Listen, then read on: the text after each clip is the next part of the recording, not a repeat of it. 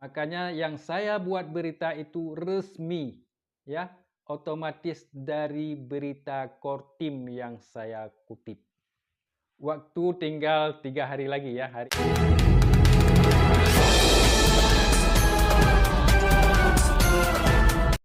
Assalamualaikum warahmatullahi wabarakatuh. Saudaraku semua, apa kabar hari ini? Tentu masih kabar baik, bukan?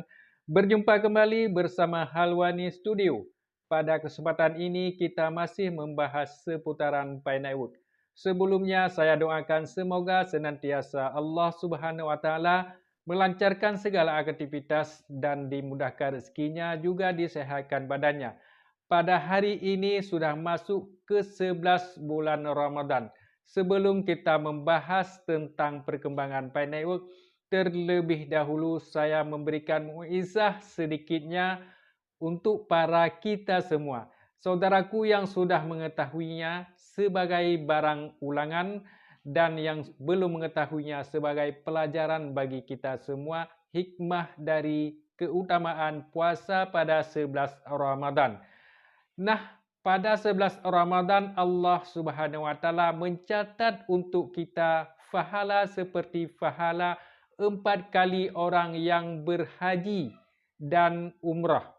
Cukup besar pahalanya. Bayangkan saja orang yang berhaji 4 kali pahalanya berapa? Pahala tersebut juga diberikan kepada orang yang berpuasa pada 11 Ramadan. Setiap yang haji bersama seorang nabi, ya, itulah pahalanya. Seperti orang yang berhaji 4 kali, berhajinya sekalian dengan Rasulullah sallallahu alaihi wasallam. Ya, tentu besar kali pahalanya. Itulah yang diberikan kepada kita semua yang berpuasa pada 11 Ramadan.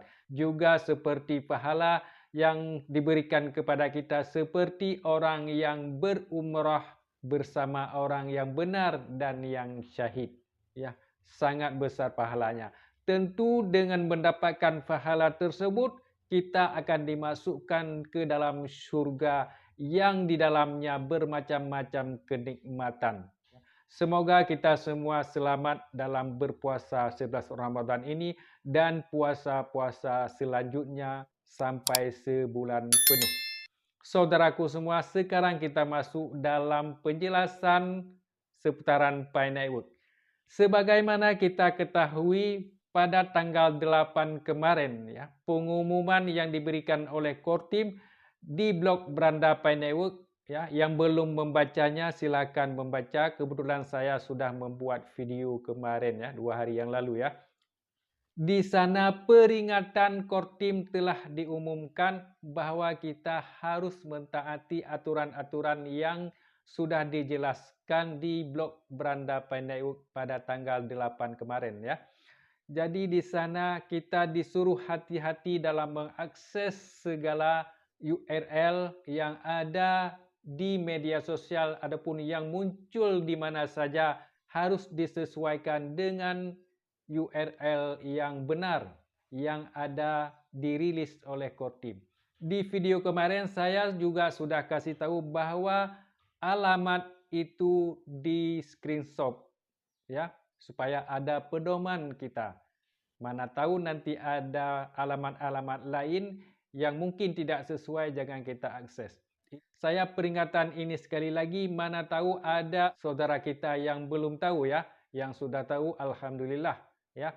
Saya ingin saudara selamat, jangan sampai tertipu oleh orang-orang yang tidak bertanggung jawab, ya. Karena orang tersebut koinnya kemungkinan sedikit, ya, dulu tidak percaya, sekarang baru nyata ingin merebut koin yang ada pada saudaraku semua, ya. Kita jaga betul-betul koin tersebut.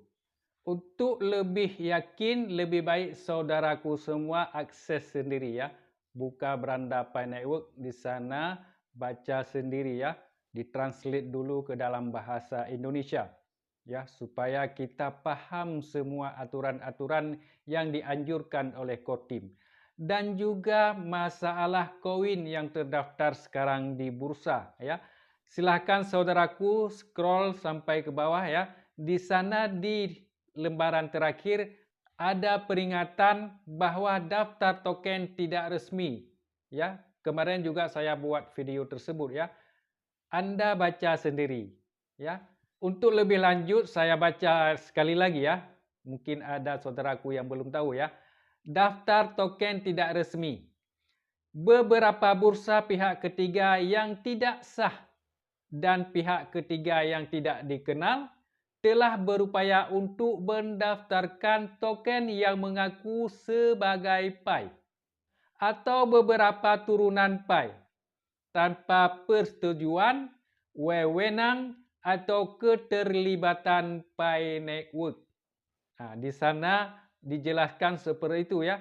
Jadi kita mengambil kesimpulan bahawa yang ada di bursa kemarin itu tidak resmi ya. Core team tidak menganjurkan itu tanpa sepengetahuan core team ya, tanpa persetujuan, wewenang dan keterlibatan Pi Network. Semoga saudaraku paham ya.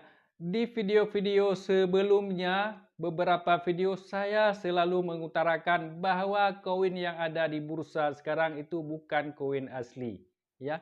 Tapi sekarang sudah nyata karena core team telah memberitahukan kepada kita tanggal 8 kemarin ya. Ternyata benar ya apa yang saya katakan karena saya bukan dari unak-unak sendiri, tapi saya kutip dari akun resmi core team. Di video kemarin saya juga memberitahukan bahwa akun-akun resmi core team yang bisa kita akses ya. Silakan saudara akses sendiri ya yang sudah saya kasih tahu kemarin ya. Saya selalu mengakses akun mereka yang resmi. Saya baca apa-apa yang diutarakan di sana ya. Kalau memang saya tidak baca di situ, dari mana saya tahu beritanya? Kan itu. Makanya yang saya buat berita itu resmi ya, otomatis dari berita core team yang saya kutip. Waktu tinggal 3 hari lagi ya. Hari ini puasa yang ke-11 ya. Tanggal pun tanggal 11. Jadi tanggal 14 itu hari Pi Network. Tinggal 3 hari lagi. Kalau kita masuknya di tengah malam, taruhlah tanggal 15 ya baru sampai ke kita ya. Sekitar jam-jam 2 ya, jam 1. Pokoknya tengah malam lah. Ya. Tanggal 14 dikatakan di sana berarti sekitar tengah malam baru sampai ke kita ya. Tidak lama lagi ya. Kita lihat apa yang diumumkan di sana ya. Semua pionir dunia mengharapkan pengumuman nilai koin Pi Network ya. Semoga saja benar-benar dirilis nilai Pi Network, kita bisa menikmati sebelum lebaran tiba ya. Ini saja penjelasan dari saya sebagai motivasi dan peringatan kepada saudaraku semua ya, yang bisa saya beri motivasi dan yang bisa saya peringatkan ya. Terima kasih atas perhatian, mohon maaf atas segala kekurangan. Saya akhiri. Assalamualaikum warahmatullahi wabarakatuh.